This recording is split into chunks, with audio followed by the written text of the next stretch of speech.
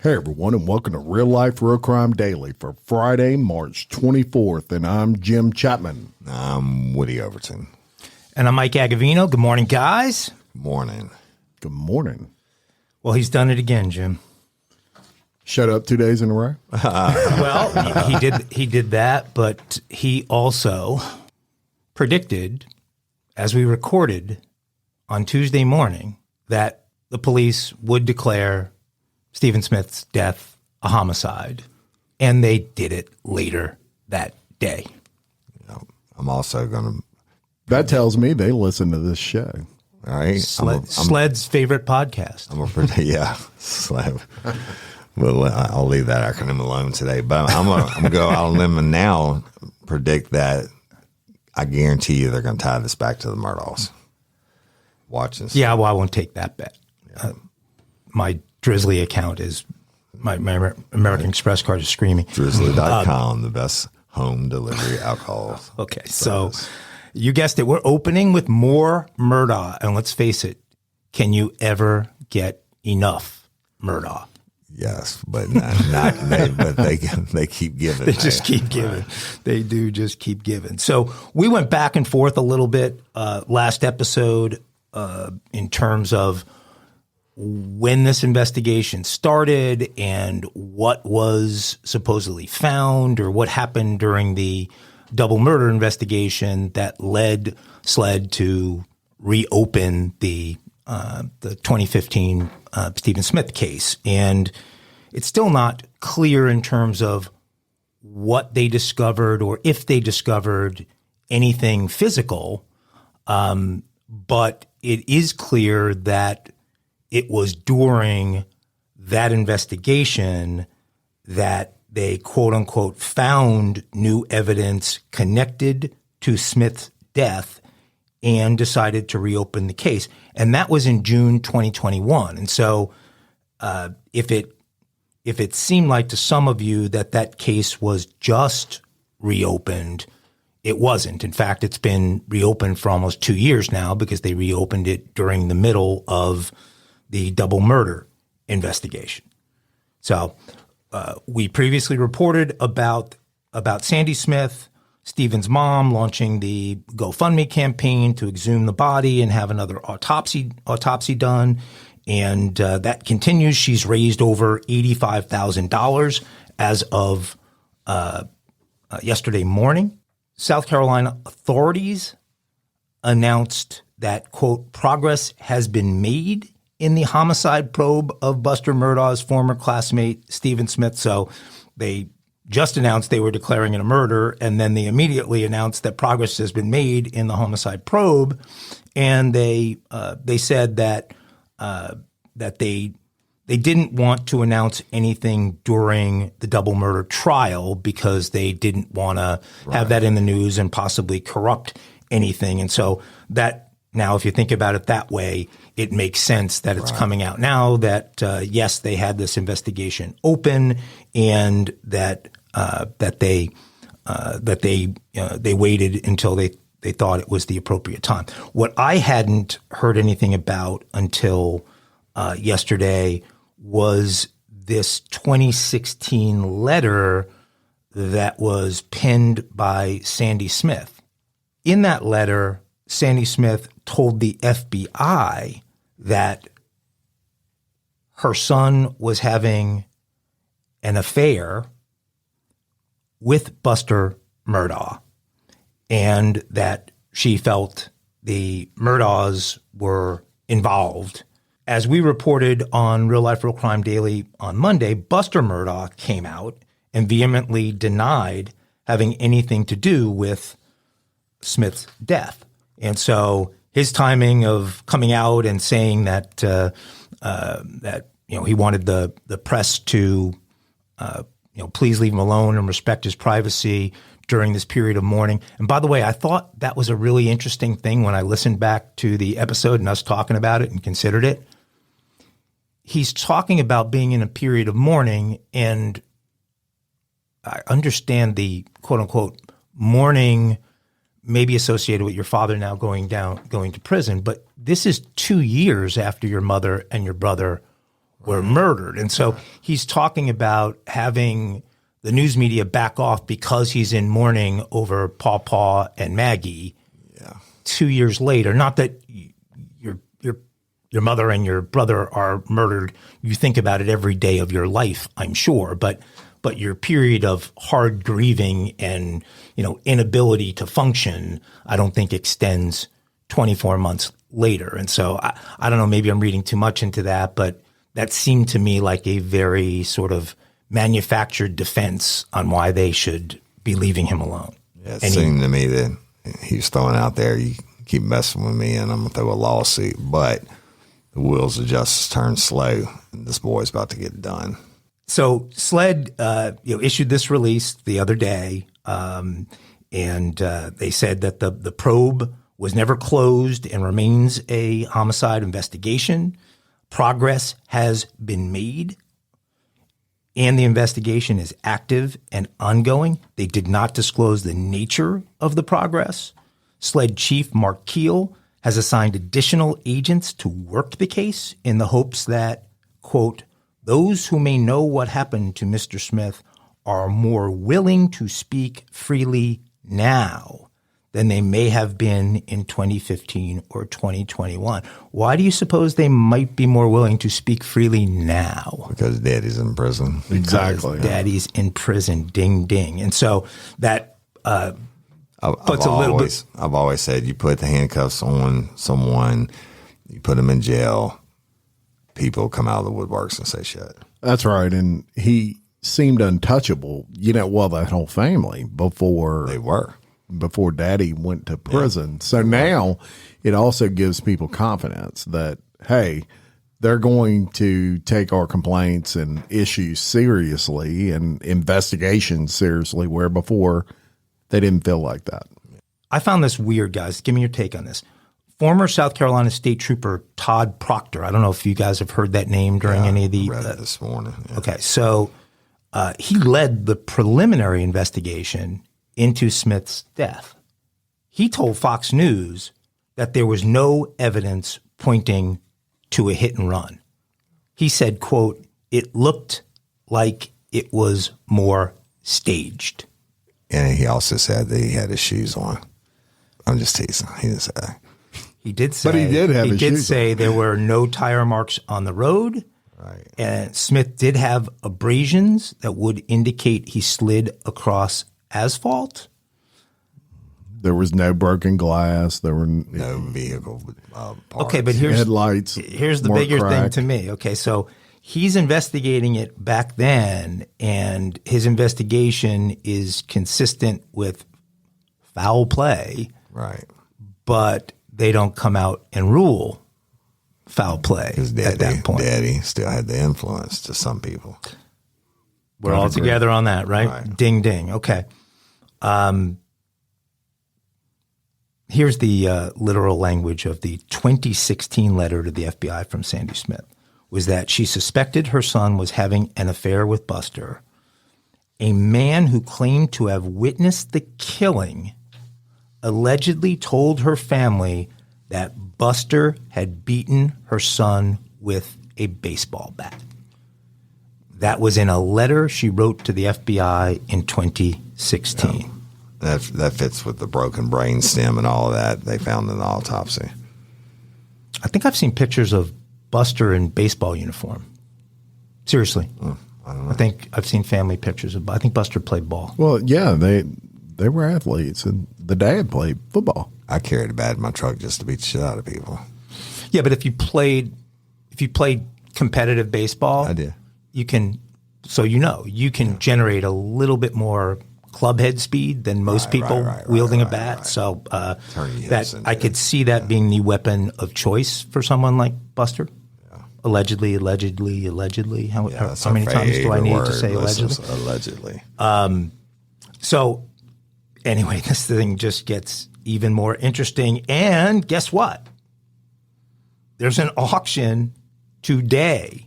Yeah. An auction of Murdaugh family furniture, dishes, artwork, and other personal effects. Even deer heads and stuff that they had mounted on the wall. And I'm really upset that it's not on proxy bid.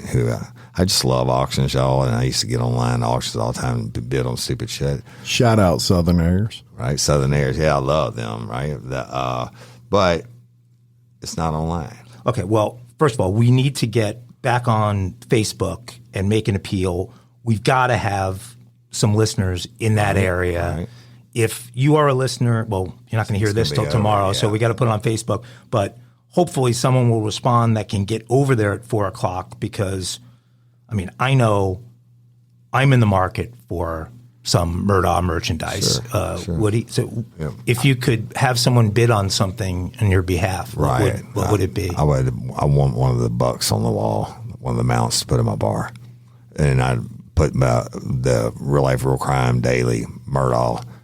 Can I get a 20 T-shirt that we're about to sell merchandise? I'll hang that up from the horns on the buck. That's a good one. That's a good one. That Jim, any particular item you'd be in the market for? You know, I'm sure there's tons. I love antiques anyway, but and auctions and all that sort of thing. But I will say this on that, and to me, it's absolutely crazy that they didn't offer an online bidding for this auction because they would have made more money. Yeah. Well, that's right. And you're trying to recover money for victims, not only of all the, killings and things that he did, but you're trying to recover money for victims that he screwed over and all those insurance scams he was running.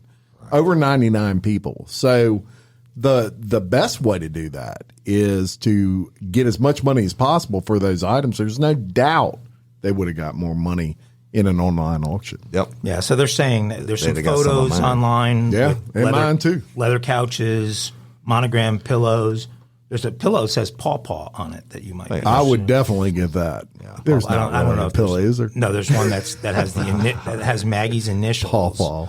There's also hunting trophies. Right. So I was wondering if Alex had won a trophy for best shot in a confined space. The hunting trophies. The hunting trophies. Yeah, that's really funny. Bad. Yeah. The trophies are actually the deer mounts. I saw pictures of them. Those. Not like a trophy. We're counting those as trophies?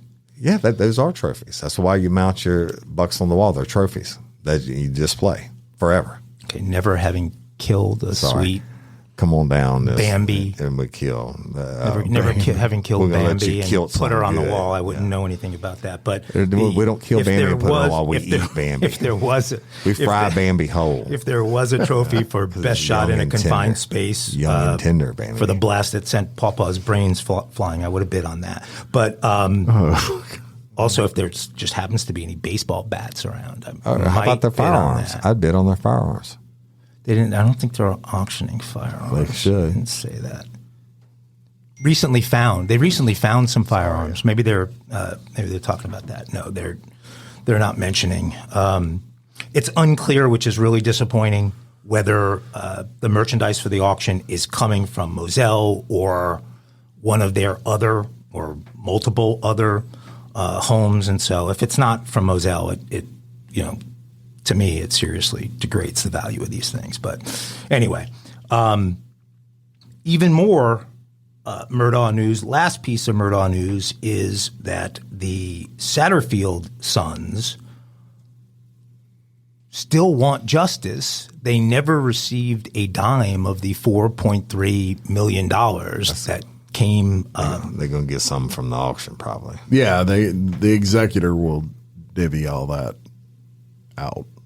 Well, they got a lot more stuff to auction. Mm-hmm. I mean, if this is just one of the just the land that they have. Yeah, I mean, what does Moselle go for? I mean, it's got to be. I saw something where million. where they estimated its value. I think between $2 and $3 million. I don't know about that. That's not even. But you don't know if he might have taken out equity lines on those. I mean, I haven't seen all of that. That's not even the value of Mike's front walkway on his house. Well. Thanks for mentioning that again, Woody. So, and just to give you an idea of what Alec is facing, folks, he's now facing trial for 99 alleged financial crimes from 19 separate indictments. He's accused of embezzling an estimated $9 million from his family's decades-old personal injury law firm and its clients, as well as some other cases like the Satterfields. And he's about to be facing charges of obstruction for helping his son cover up his alleged lover's murder. Wow. You heard it. You heard it here first. So how is she still with him 2 weeks later in Hilton Head, Woody? I don't know, but you can go to drizzly.com and after you pay off your bet, I'll answer that for you.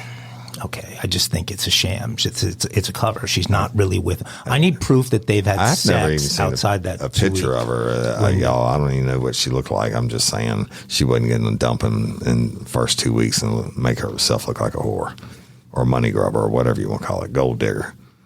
Well, she already looks like a gold digger. She's been dating Ronald McDonald for Where's how many the hate? years? She might come from money. She might shit gold. She may believe they're all She might bleed innocent. gold. Wouldn't it be cool if you bleed gold? Instead of having the goose laying the gold egg, you just slit your wrist and bleed gold everywhere. This ends today's Murdaugh update. Thank you. Hey, ladies, are you feeling overwhelmed by hormonal changes? Well, you're definitely not alone. There are more than 1,000 hormone disruptors living in our environment right now. It's in your food, your water, the air you breathe, the clothes you wear, your skincare products. They all mess with your hormones. Then there's the natural hormone changes your body goes through, premenopause, menopause. And while it's a natural process, it doesn't mean you have to suffer through it. The good news is you don't have to suffer through it anymore because now you have Hormone Harmony, a formula made only with herbal ingredients that are shown to reduce hormonal symptoms in women of all ages. Hormone Harmony is not just a hormone support and supplement. It's become a phenomenon. Women can't stop talking about it on social media. A bottle of Hormone Harmony is sold every 24 seconds. And the biggest benefit? Well, my wife says it makes her feel like her own self again. And that's what women mention over and over in the reviews. And there are over 30,000 reviews for Hormone Harmony. And for a limited time, you can get 15% off your entire first order at happymammoth.com. Just use code RLRC at checkout. That's happymammoth.com and use code RLRC for 15% off today. That's happymammoth.com and use code RLRC. Spark something uncommon this holiday with just the right gift from Uncommon Goods. The busy holiday season is here, and Uncommon Goods makes it less stressful with incredible hand-picked gifts for everyone on your list, all in one spot. Gifts that spark joy, wonder, delight, and that's exactly what I wanted feeling. Hey, y'all, I ordered a super cool piece. It's a candle with a sculpture of LSU's Tiger Stadium on top of it. And each officially licensed laser-cut wooden replica features up to 4 layers of detail, creating a bird's eye view of a specific football field, seating section, and more. And every label includes your stadium's name, the team's logo, and school location. And it has a coconut, soy, vegan wax infused with sandalwood smell that creates tailgates and touchdown scent profile, reminiscent of game day. It's invigorating like fresh cut grass and nostalgic like smoke from a pre-game grill, and calming like the crisp autumn air of a new semester on campus. Y'all, I love it. I have it at the base of my TV, and I'm ready to watch the Tigers play on Saturday night, right? Uncommon Goods. Look, when you shop at Uncommon Goods, you're supporting artists and small independent businesses. And many of their handcrafted products are made in small batches. So shop now before they sell out this holiday season. Uncommon Goods looks for products that are high quality, unique, and often handmade or made in the U.S. They have the most meaningful, out-of-the-ordinary gifts anywhere. They even have gifts you can personalize.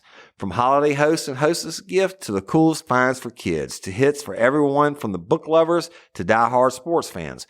Uncommon Goods has something for everyone, not the same old selections you can just find anywhere. And with every purchase you make at Uncommon Goods, they give $1 to a nonprofit partner of your choice. They've donated more than $3 million to date. So to get 15% off your next gift, go to uncommongoods.com/RLRC. That's uncommongoods.com/RLRC for 15% off. Don't miss out on this limited time offer.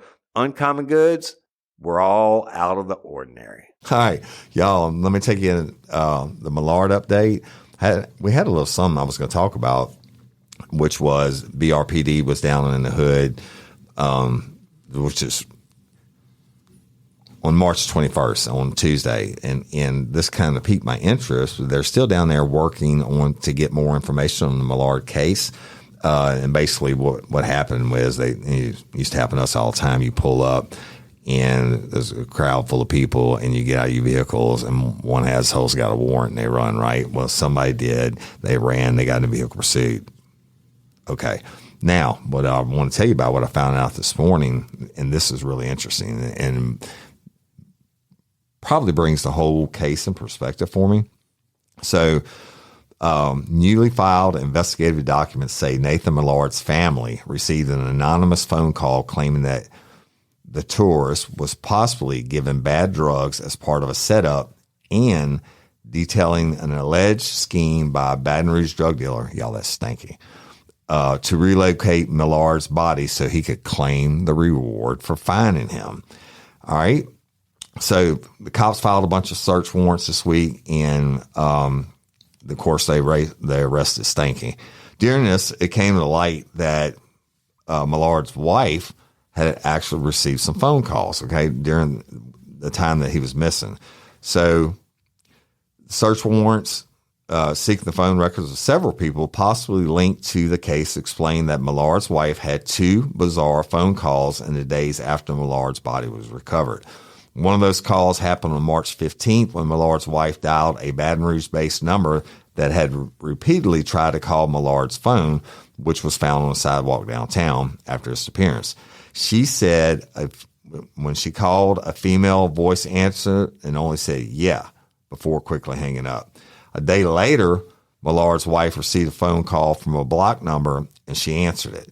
The mystery caller, believed to have been a woman, reportedly claimed that Stanky, or Perkins, and other unnamed conspirators picked up Millard with the intent of giving him bad drugs and robbing him. The caller went on to allege that Stanky initially dumped the body at a different location near a railroad track and a dumpster, and then had someone help him move the remains to a lot along Scenic Highway after learning that a reward had been offered. Police were first able to link Stanky to the case after he tried using Millard's debit cards, et cetera. Y'all all know about that. And so it just makes it interesting to me that the wife received this phone call. I bet you there's something to it. That's why the body was wrapped. They dumped him, and holy shit, the big reward now. We can make the money because you can get the reward for being anonymous. So I bet they're going back and looking at the person who allegedly smelt the body and called it in now and tied it all in. But interesting, right? Yeah. So do you think you could use canines now at that first location and still pick up the scent? Absolutely, you could. And that's a great point. As soon as you die, your body starts to give off a certain odor that these dogs are trained for. And I've used them on cases where the body was gone, like little Kayla and Adele's case, and the dog came in and went immediately to the washing machine and started pawing on it, right? And so, yeah, well, you know what? There's been a lot of rain and stuff. I don't know how that works out, the bad weather, but this certainly Stanky burned the car and swapped all the license plates and everything else, but it's not above him to. I don't believe that. I believe that they probably gave him the blue whatever it was called with the fentanyl in it to kill him, but after they realized, holy shit, this is a big deal, we can move the body or do whatever and call it in and get that $10,000 reward. I mean, hey, $10,000 for Stanky is like $10 million. Yeah, no, I mean, I'd buy that completely. He might could go get some full coverage insurance and burn another car. And to this date, he's the only one that's been arrested for anything in relating to Millard's death. So there you have it. All right, let's move on to some trademark issues going on in crime right now. Trademark, violations are serious. Yep. And you copy RLRC Dailies, Murdahl, can I get a twin shirt or Shabusiness right. We're body coming parts after you. bucket? We're hammering your ass. That's right. Hugo Holland, we're going to sick him on. So Jack Daniels, no different, and they protect their trademarks, and they're saying a novelty toy maker by the name of VIP has violated trademark protections. Now, the toy in question is basically this is a dog. They call it a bad spaniel. And this dog toy is shaped like a whiskey bottle. And it's kind of obvious that it looks like Jack Daniel's whiskey bottle. And they even have old number 2 instead of old number 7 because it's poop themed. Right. Okay. So but it's a squeaky toy? it's a squeaky toy. Okay. And it's poop themed, says old number 2. Get it? So obvious parody of the Jack Daniels brand bottle, and they look at it as it should be protected under free speech, that they should be able to do that because they're not actually putting Jack Daniels on there in old number 7. Although inference, right? That's a huge thing. They fucking know what they were doing. Exactly. Sorry. Exactly. So the whiskey maker describes the offending products as poop themed toys, and they countered that the likelihood of confusion is what would cause the violation of the trademark. So basically what they're saying is people will think we're making this and because it's so close to our whiskey bottle. Now, the attorney for Jack Daniels came out and basically said that, hey, Jack Daniels loves dogs and we appreciate a good joke over here at JD. Right. But we love our customers even more, and we don't want them confused or associating our fine whiskey with dog poop. Yeah, that's interesting. Get that? I get it, and I'll take it a step further. I don't think they want their customers who've already ingested a fifth of Jack Daniels to go in a store and buy this bottle because it looks like Jack Daniels and get home and realize it's not Jack Daniels. It's a poop toy. I don't think there's a lot you know of how this. you could avoid that? Drizzly.com. If you want your Jack Daniels, get them delivered to wherever you're at. That's a very good point, Woody.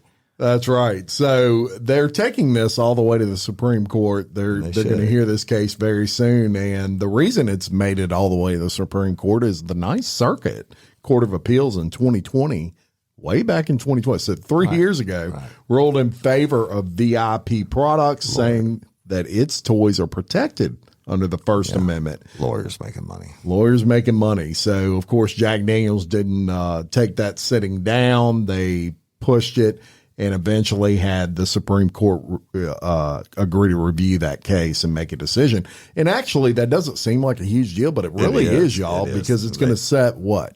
Precedent. Right. Also, you know, the Supreme Court doesn't have to hear cases. They only actually hear like maybe 3% of all cases that are submitted up to them. So if they agreed to hear the case, you definitely, that's going to be the new policy procedure because somebody screwed something up, and they may deny it. That's right. But them at least hearing it sets a precedent in itself. It really does. And of course, Jack Daniels got some other big companies in other industries to back them. Those companies include Nike, Campbell Soup, and American Apparel. They basically filed briefs saying the appeals court interpretation of the law threatened trademark protections that shield the value of iconic brands.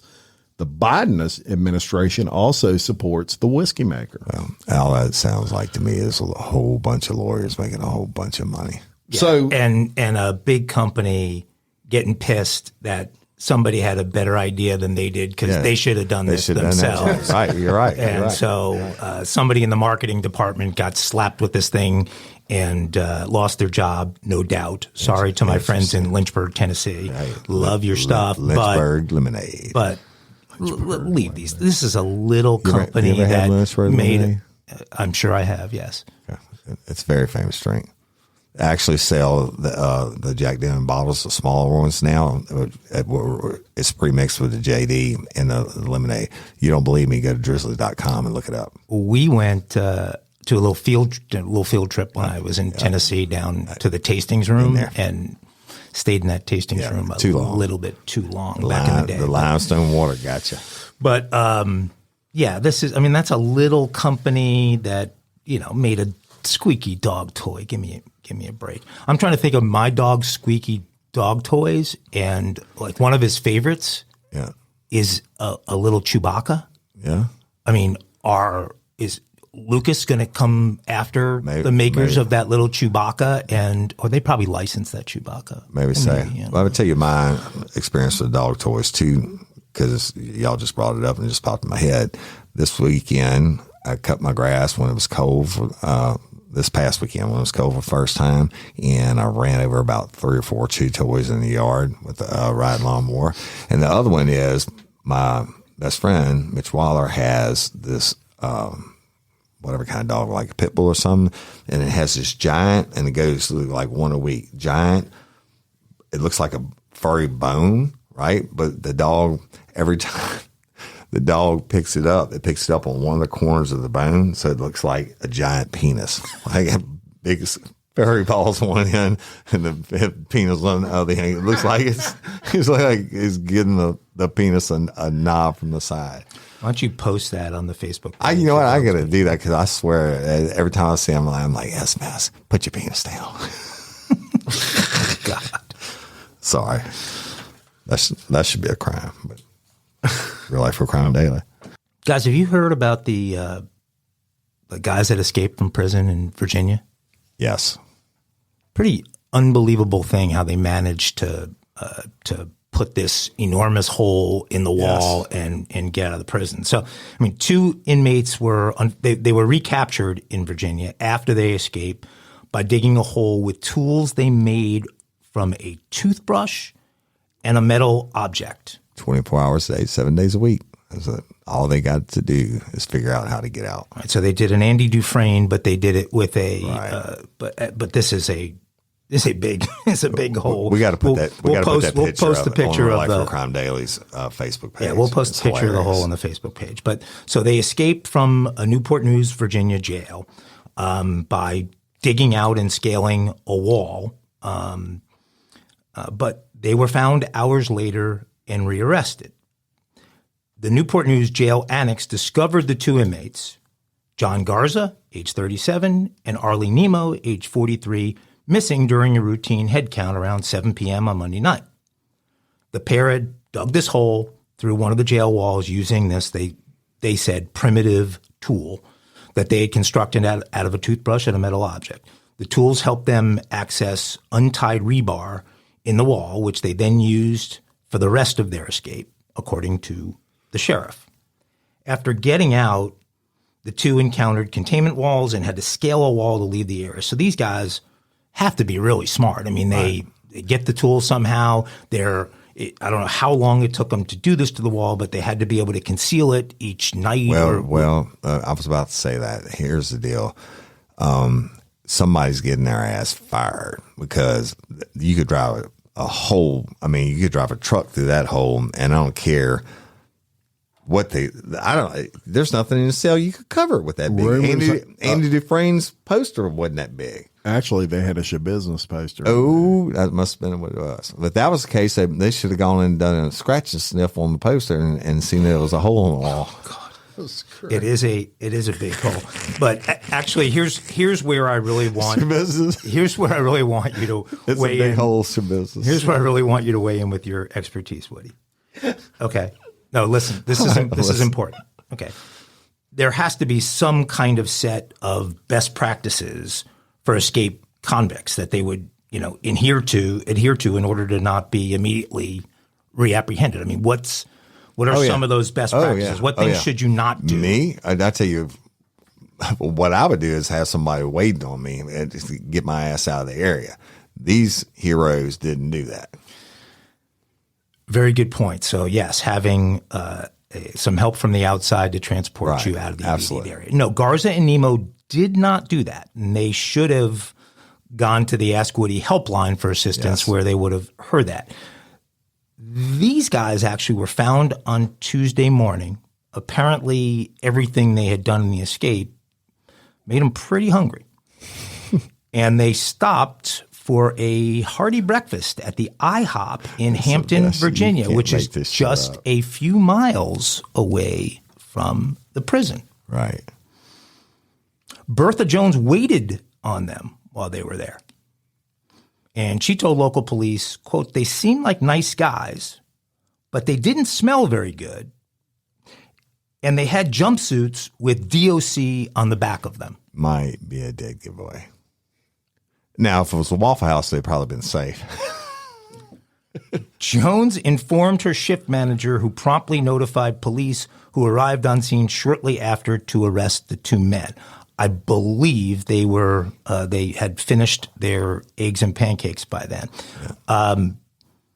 Here's the sheriff, whose name is Gabe Morgan, who said, "I'm thankful for the citizens who observed Garza and Nemo at the IHOP and notified law enforcement. It reinforces what we always say. See something, say something." Yeah.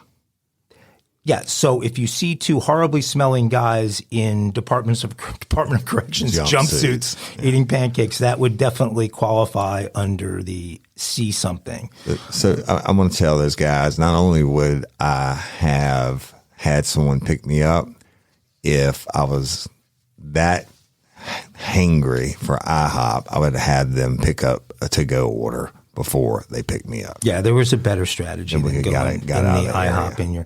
So the sheriff's office said that they have a team of officers and city facility engineers now reviewing the incident to determine how to mitigate the aforementioned facility weakness. Yeah, so they don't want anybody cutting a 5-foot hole in a wall using a toothbrush. There'll be new policy and procedures on how to do everything that they didn't do.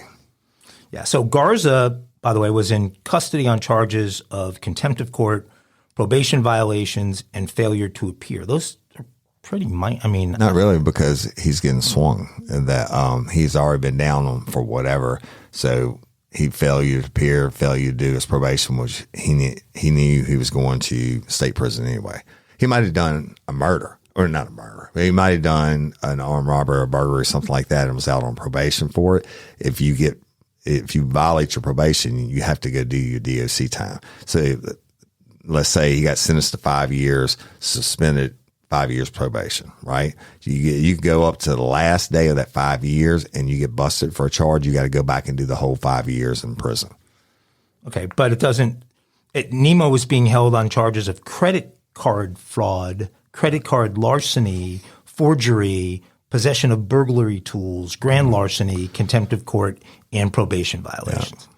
So, they don't seem like they were probably on the FBI's most wanted list. No, and they don't seem like the most intelligent either. And again, I'll go on the record and say, had they been wearing DOC jumpsuits and smelling nasty and been in Waffle House eating, nobody would have said anything. IHOP's a step above. This story brought to you. Sponsor us, Real Life Real Crime Daily. Brought to you by IHOP. So a criminal and internal investigation is underway by the sheriff's office to minimize the chances of such an event ever happening again. And charges related to the escape are pending for both of the inmates. They're going to get 10 years each for that. That's what you get to say, Louisiana. You escape, you get 10 years. I hope they enjoyed their pancakes. Yep. So, y'all, another story out of Virginia, and I know they touched on it. Y'all touched on it last week when I wasn't here with Kelly Jennings about this gentleman dying in custody. And so the video is out now. What's his name?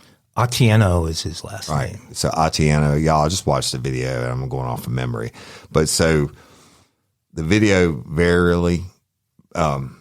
very clearly shows they bring this guy in. Evidently he had been resisting. They have him, basically they carry him in, handcuffed and shackled. But you can still see he's still bucking up. And they put him on the floor. Now there's jail staff there, and then there's uniform patrol staff. You can see the difference in the uniforms, and they come in and they're holding him down. I I don't think anybody will ever understand how much it takes. I'm not talking about George Floyd's bullshit, but if somebody's actively resisting and it's just hard to hold them down. I've had 5, 6 guys my size trying to hold a guy down just to get cuffs on him. But this guy was even restrained, and you could see him when they're holding him down. He's still pushing up. But at some point, they realized, holy shit, he's not breathing, and he ended up dying from it. Right. But I do not believe this is a George Floyd incident or whatever. They're going to come back and I don't believe they smother him. Maybe he had a heart attack. I don't know. Go watch the video. It's sad that people who are almost making no money and put their lives on the line every day, and I'm talking about cops and correctional officers, et cetera, have to resort to this, but they very clearly are holding him down. And one thing, you're holding him down to stop him from hurting you, but you're also holding him down to stop him from hurting himself. And so at what point homie dies, I don't know. I hate it for his family, but the video to me clearly shows that he's still resisting, and I don't know what happened. Well, I think the family's position is that he was denied the medication that he had been on. Yeah. And because he was denied his meds over the weekend, this happened not during the original arrest, but during a transport. Right. And so I think that's where they are coming from. But what struck me and this is just straight surveillance video, it's the cameras in the room, is there are eventually some medical staff comes in, at least 10 people, I think it was 11 people that are there. Nobody, now there's no audio, it's only video. But from looking at it, nobody is reacting as if anybody is doing anything inappropriate. You don't see anybody pulling anybody off anybody or waving their hands or even there's no excited. Nobody's throwing punches there's none of that. It's all an attempt to get him under control is what it appears like. They say use whatever force necessary to bring the situation under control. And then while they weren't beating him or anything like that, it's still a use of force anytime you have to touch someone after verbal commands. I can't testify to the medicine he was and wasn't on. They're going to have a uphill battle on that one. I can tell you that it's unfortunate, and how many times I've arrested people who are just batshit crazy and off their meds, but that's not my problem. I mean, if you're out there committing the crime and you're off your meds, then you might not get to see the doctor until Monday. Well, currently it's been made the problem. All these people are under arrest. Right. Yeah, right? I know. That's bullshit. They're going to get. They're going to get off. But ultimately, it seems like there should be some accountability, but not accountability necessarily on the part of individuals here. I want to know what y'all go watch the video. If they had just let the guy free, what would he have done? What would he have done? Right. So it's catch-22. Well, but even say they did that and he did something terrible. Maybe he killed one of them. Maybe he bit somebody's nose off. Okay. Yeah, right. The issue about the meds would still come into play, would it not? They're not medical staff. They're not a doctor. You can't bring every single person. Let's say you process 150 people that night. You can bring everyone to them doctor. You do ask them about your meds and stuff when you fill out the booking sheets. And you even ask them if you're high. There's all kinds of questions that are on there. But if they say, yeah, I'm on such meds and I hadn't had it in such time, well, shit, it's documented. You pass it up. That's the medical staff to make the decision. I don't get it. Had George Floyd not happened, which was that was murder. Had George Floyd not happened, this shit would have never even got brought to light. I mean, obviously the family would still said what they said, but why I saw the video, and it's nothing I haven't done 100 times. Well, we're certain to hear more about it, and we will report back when we do. Interesting. Shop early, save big, all month long during Black Friday build-up at Lowe's. Right now, get select pre-lit artificial Christmas trees starting at just $59.98. Don't wait to save. Shop these deals today, in-store or online. Because Lowe's knows deals. Discount taken at time of purchase while supplies last. Selection varies by location.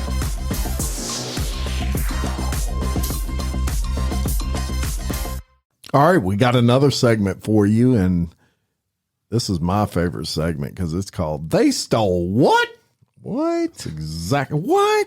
They stole what? We need to get a chicken wings. Yeah, we need chicken wing. We need a sound bite. theme, for a sound bite for that. We're gonna work on that. What you Chicken talking wings? about, Yeah, Willis? maybe next week. We're But gonna get is that dude still alive? What you talking about, Willis? We'll get you him to talking do about, it. Willis? They stole what? he's actually not. Yeah. Well, Well, Gary Coleman. Gary Coleman. Yeah. All right. Rest in R.I.P. peace, Wills. Gary. Rest in peace.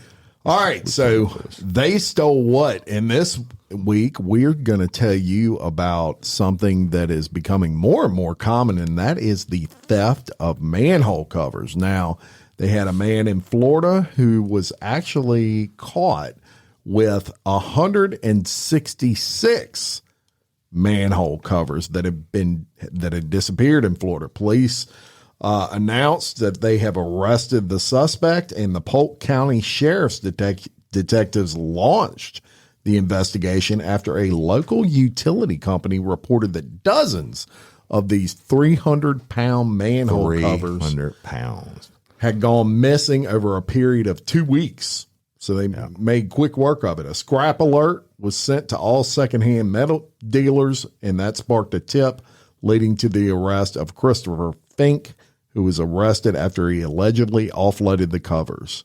The scrap metal would be worth more than $22,000, y'all. Yep. Now, a press release from the sheriff's office notes that the lack of manhole covers significantly increases, obviously, the risk to drivers driving down the road, people walking, I was gonna say, right down a manhole. I'm mad as a motherfucker. You know why? I've been walking through the woods in old wells that you're not paying attention. And I was squirrel hunting, looking up in a tree, and I fucking fell into an old well. It was only like 12 feet, but that shit hurt. You fell all the way down? Yeah, fell in the well, and I had to get my buddy to get me out. If you're just walking down the street and you step into a manhole, I'd be pissed. Oh, yeah, you'd be pissed. Well, and believe it or not, y'all, this is common like globally. In the UK, as a matter of fact, they had a gang, and this gang had stole 900 manhole covers in 6 months. They would dress as city workers and just basically steal them, throw them in trucks, and leave. And if you notice with manhole covers, they typically mark these. So it might say City of New Orleans or City of NO. Right. That is so these scrap metal secondhand dealers will know that it was stolen. The problem is some of those guys are shady. Right. So they'll take them. They can melt it down for the. That's right. What like device do they use to get these things? Pry bar. They have the little square holes on them to pop them up. Now let me ask you a question. Mm-hmm. And Jim, I asked you this before, Mike. Why do they make manhole covers round? You're Vanderbilt educated. You should figure this out. I spent most of my time at Vandy in the frat house. Yeah, so did I. What frat were you in? Pi Kappa Alpha. Sipping there. Don't know. Why are they round? They are round because you cannot drop a round cover through a round hole. It's impossible. Figure that out. Y'all ought to see. There's a hamster wheel turning on Mike, and he's thinking, "How can you got a round hole? It's perfectly fit for the round hole. You can't drop it sideways; it won't go in. It can only fit onto the top of the round hole. If I have a smaller round object, but they're exactly the same. They're made for that hole. That's why manhole covers are perfectly round for the hole that they fit in. You can't because they can't. If they were square, you could drop it and be like, "Oh shit!" I understand. I got a hangover this morning. I dropped it. Right. I misunderstood the question, but if they had 166 of these and they weighed 300 pounds, that's 50,000 pounds of manhole covers. $20,000 worth. 22,000. They get pennies on the dollar on scrap.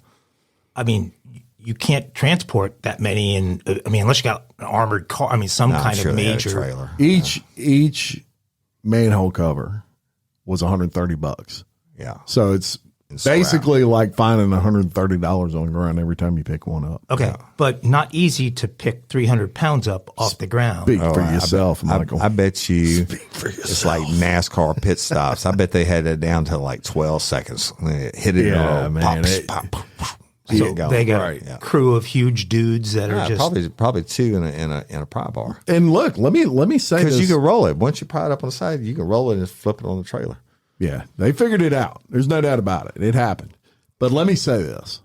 There's a major problem with scrap theft. And I'll give you a good example. My wife's friend parked her car at Bass Pro Shop here in Denham Springs the other day, broad daylight, had both of her catalytic converters stolen in the middle of the day. Big deal.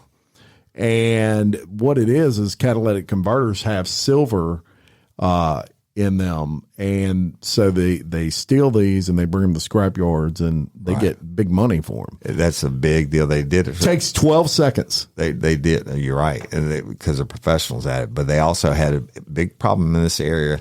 All the school buses, the school bus drivers go out to start their shit, and the catalytic converters are gone. Yeah, and you can. It doesn't affect. The crazy thing is, you start the car, and I mean, it sounds like the loudest. Right. Wow, Sounds like my truck. Yeah, it sounds like Woody's truck normally, but it's a major problem, and it only takes 12 seconds. They take these zip saws, and they just and they're gone.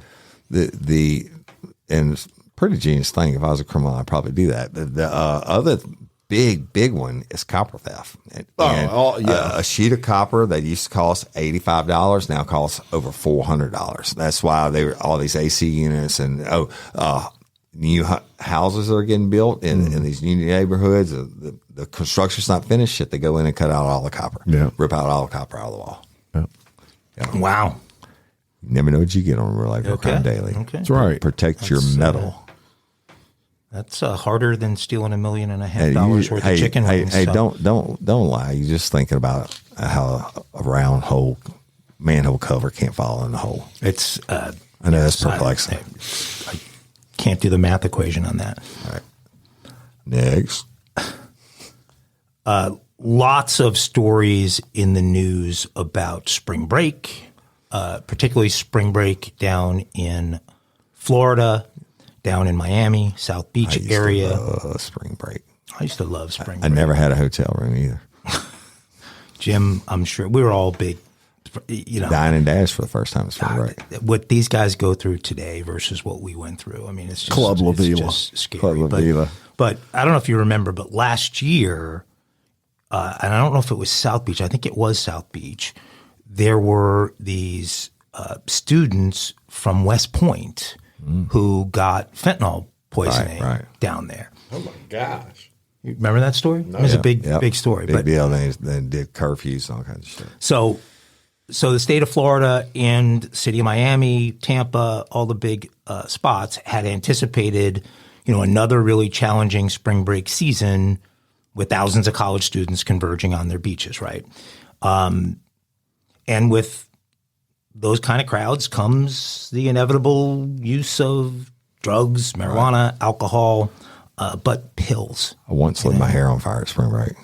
We'll get back to that in a second. This is an important story. So is my hair. Okay, well, your hair is important. Last year, as I said, brought overdose deaths, including several West Point cadets who had bought fentanyl-laced cocaine. And that was in Broward County, so Fort Lauderdale, Boca Raton area.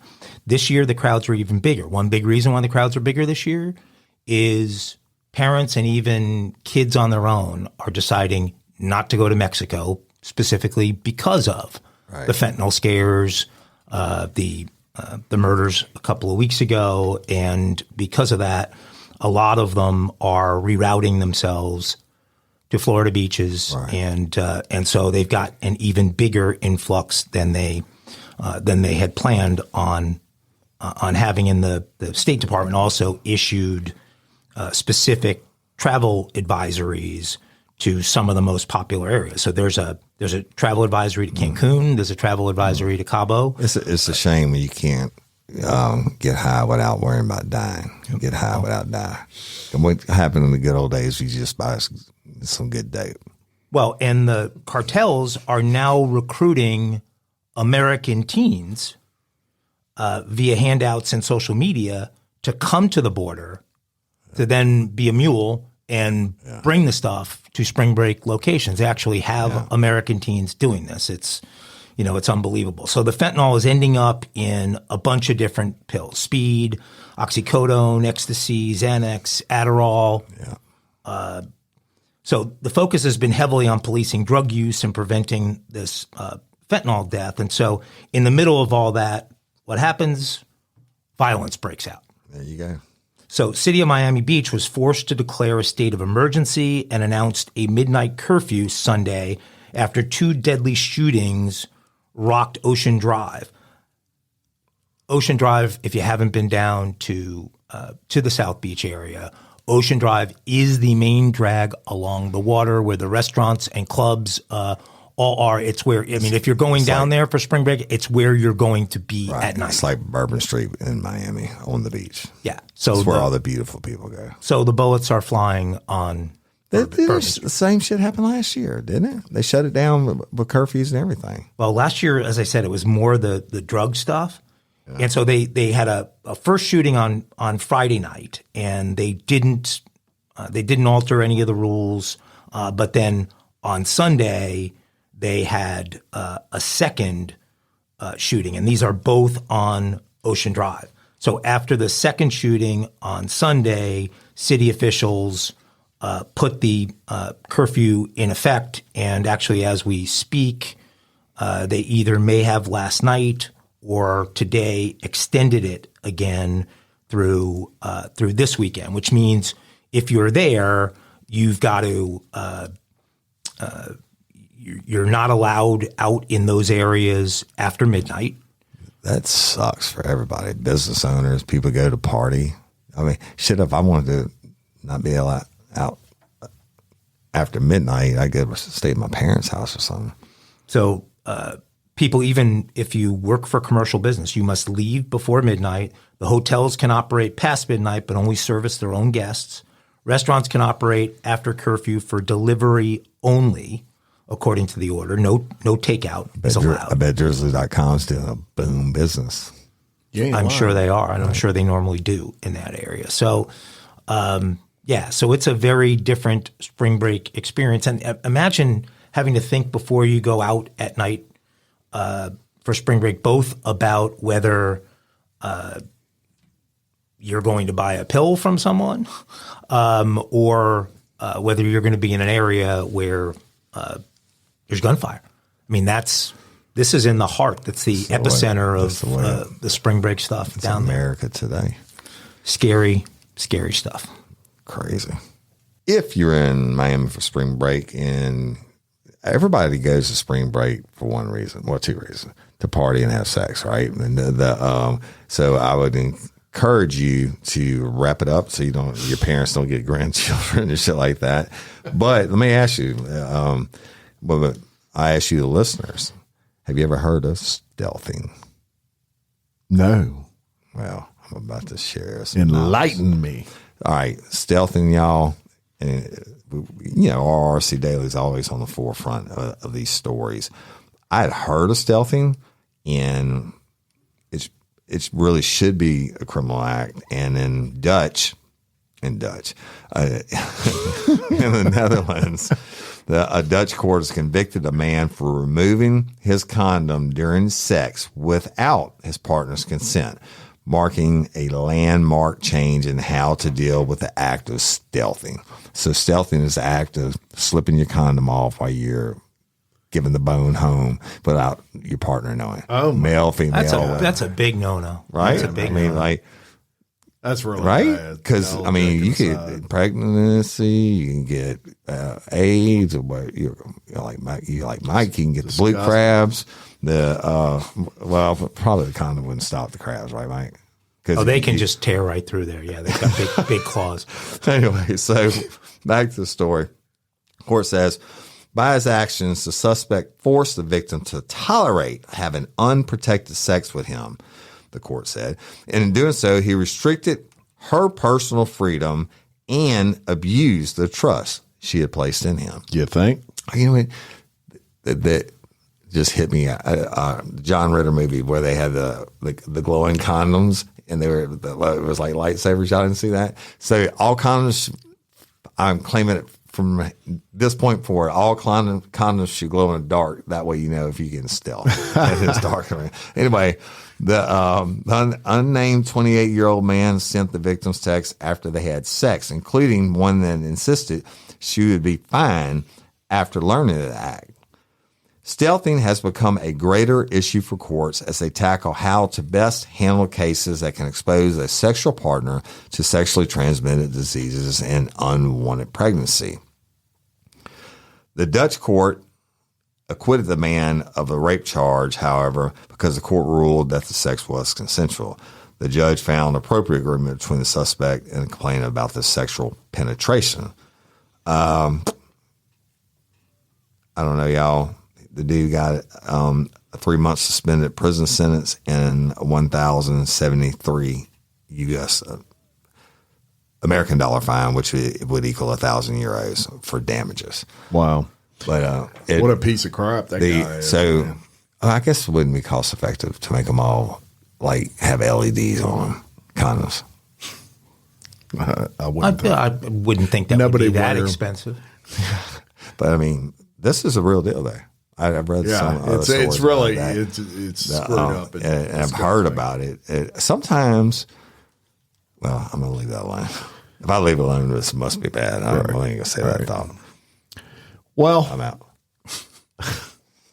Stealthy. We are on to our last segment for today. I'm going to and we need a soundbite for this too, and that is dun dun dun on this day in crime. So we got some good ones for you today, y'all. March 23rd, 1860. Big crime day. Big crime day. Right? Yeah. 1860. Anne Belansky is executed by hanging in Minnesota after poisoning her husband with arsenic the prior year. She is the only woman in Minnesota to receive the death penalty. Really? How about that? It was for poisoning her husband? With arsenic. They should have poisoned her with arsenic. Yeah. Well, they did worse. I'm sure she got the hanging. They hung them back then with no problem. Yeah. So I hope they made it a public spectacle. You know, here's someone 3:23:23 is the same forwards or backwards. 3:23. That's random. No, I mean I think that relates. 3:23:23. No, because it would go 3 to 3. Hey, you know what? That's kind of like my manhole cover being around. That's a little bit like the manhole cover thing. Yeah, that was a little much for me. I know the manhole cover. Boom, was too Jim. much. Well, I just think it's related to crime. Anyway, Go ahead. Mike's best friend is who we're talking about now, Joey Buttafuoco. Oh my God! In 1994, Joey's from Bayshore. In 1994, he was released from jail, and Mike picked him up. Probably, he spent just over 4 months in prison. Mm-hmm. 1994. In 1998, Gerald Stano. Wait, you're not getting off of Joey Buttafuoco Yeah, you got that to tell fast. Joey I mean, come on. Joey Buttafuoco. What was her name? I can't remember her name, but the Long Island Lolita. What was her name? sorry, Didn't somebody know. get something chopped? Yeah, In this, that was that was it. The Long Island Lolita got shot by his wife. Yeah, shot. But I was thinking about an Amy appendage. Fisher. Amy Fisher. Where are they now? Who's actually hot now. Where are they now? I refuse to believe Amy Fisher is hot now. Oh, she's an attractive woman.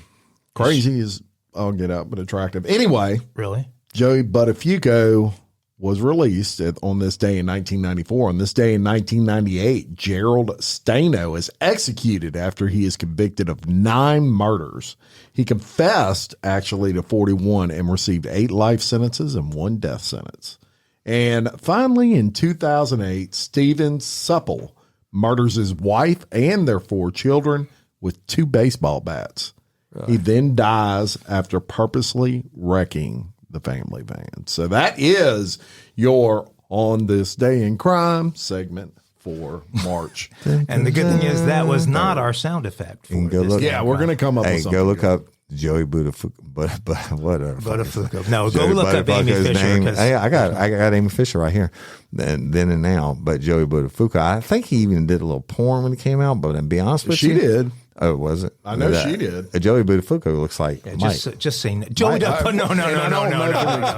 Joey Buttafuoco does not look like Mike let and me, Joey Buttafuoco. let me see this. Let me see. Some of Oh them. my God. What? It kind of looks like you. Shit, it looks like his twins. I don't think I look like. Not now, because look at it now. I mean, It's Mike, Woody, 40 that's pounds heavier. the Props. first thing you have ever done to actually piss me off. okay. I retract the statement. Comparing. Well, I me just to thought that Joey kinda- Buttafuoco. I mean, No, man. stop. Yeah, Stop. you wear the Stop. same Okay. shirt. I'm going to break your phone. All right. Stop. All right. I'm teasing y'all. He doesn't really look like him. Thank y'all for listening, watching, sharing, Yeah. and commenting. Yeah. On Yes. We love everything it. we do. All the good, bad, and indifferent comments. Wait. Yeah, and we need to get out of here right now because Mike is about not to punch doing this me. next segment. Hey, I got to call ZocDoc.com because Mike's about to knock me the F out.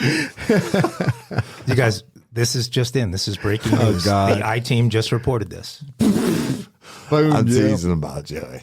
The But y'all I-Team. go No, look him this up. is a fresh I-Team We got to put report. Mike and Joey's picture up on daily. A fresh Wait. I-Team report. Sorry, go ahead. Breaking news. Trump has been indicted. You lying. He has been You lying. indicted for calling Stormy Daniels horseface. Y'all have no idea how much he's been doing. No. So, come on. Hey, at least Baton Rouge it's not girl. Gwyneth- I get it, but all, at least all at least American you didn't come out girl. with Gwyneth Paltrow, right? So, Well, I did want to do the Gwyneth Paltrow story that they wouldn't let me do, guys. But I mean, you come on, calling Stormy horseface. That's the only crime that I can see in any of this is, I will. sorry, Stormy, you don't look like a I will horse. defer. I've been accused of being the fixer who gave her the bribe because I might have been in that business back in the day, but I wasn't. But I knew it. No. I can't tell you if I ever met Stormy Daniels in person. Can we go video me trying to put a manhole cover through a manhole? That's it. And we'd do that, and we get some pictures of you and Joey. Until next time, I'm Jim Chapman. I'm Woody Overton. And I'll make Agavini. For Real Life, Real Crime Daily. Peace. Show business.